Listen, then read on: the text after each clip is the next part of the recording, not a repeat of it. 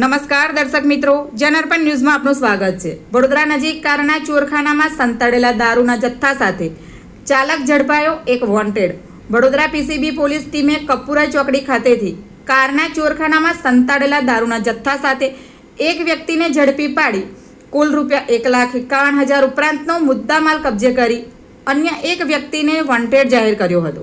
PCB police ટીમને ચોક્કસ માહિતી મળી હતી કે એક વ્યક્તિ પોતાની કારમાં ઇંગ્લિશ દારૂનો જથ્થો ભરી ડભોઈ ખાતેથી નીકળી કપુરાઈ ચોકડી થઈ વડોદરા જવાનો છે, જેના આધારે પોલીસે કપુરાઈ ચોકડી ખાતે વોચ ગોઠવી બાતમી મુજબની કાર પસાર થતાં તેને કોર્ડન કરી રોકી હતી।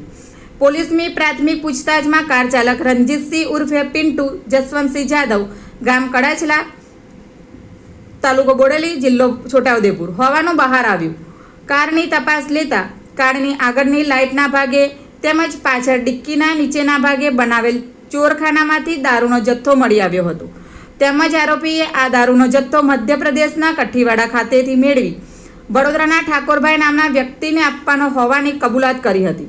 કપુરાઈ પોલીસે 45,900ની કિંમત ધરાવતી દારૂની 270 બોટલો, રોકડ ₹400, મોબાઈલ ફોન તથા કાર સહિત કુલ ₹1,51,300નો મુદ્દામાલ કબજે કરી ઠાકોરભાઈ નામના વ્યક્તિને વોન્ટેડ જાહેર કરી કાર્યવાહી હાથ ધરી હતી। Bureau report, Janarpan news.